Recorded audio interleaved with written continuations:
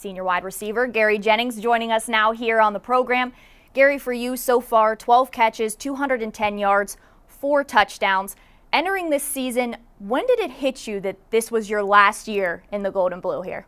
I mean, ever since the last season ended, starting with that bowl game, we started preparing, and it's definitely flown by, my years here.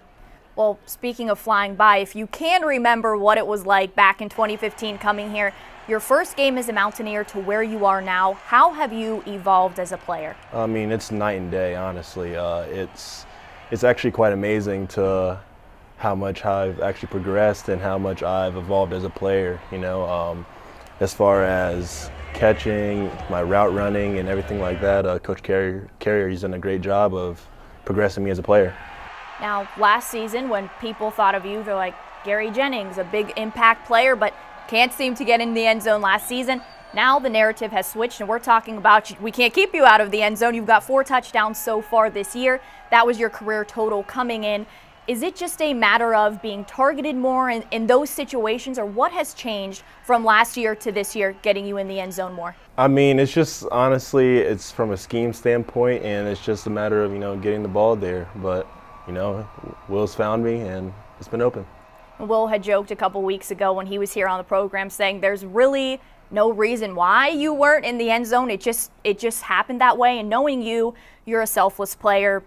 If the team wins, that's your main priority. But last year, what was the mindset like for you? Because you had over 1,000 yards, 97 catches, you were a key player. It just didn't show in touchdowns. So what was that mindset like, knowing that you were still helping out? It just wasn't showing on the scoreboard. I mean, it was just a matter of, like you said, it's just a matter of doing my job and just doing what was asked of me. I caught the ball whenever it came to me, and that was my job. So. We talked about 4 touchdowns for you so far. One thing I noticed at the YSU game, the most recent game for you, had 3 scores. You have a touchdown dance with just about everybody. That's what it looked like. So there was Marcus Sims. I saw some offensive linemen. I mean, just about everybody, you would say, on the offense that you have something with? Just about. We're trying to work on some stuff with David because David has some weird kind of rhythm stuff going on. So we're trying to work on some things with him. But. And I saw Will got pumped up one touchdown, the one to Maiden. Normally we see him back there kind of just a little, but we saw him get pumped up. I think Will has coined the little flex, so I don't know.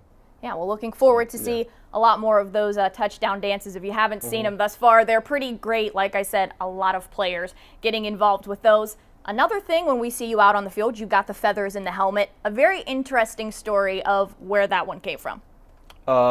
Where this specific one came from? Or just in general? In general, well, originally last year, I'm pretty sure everyone's heard the story before about how the bird swooped down and I hit it and some feathers came out and I stuck them in. But this past year, Colt McKivitz, he goes hunting a lot, and I asked him to bring some feathers back. So brought some back, a Ziploc bag full. And so do you pick a new one every game, or is it the same ones? Does he have a bunch for you to pick from? I mean, this past Youngstown State game with all the rain and stuff like that, they got pretty messed up, so I have to rotate them in pretty often.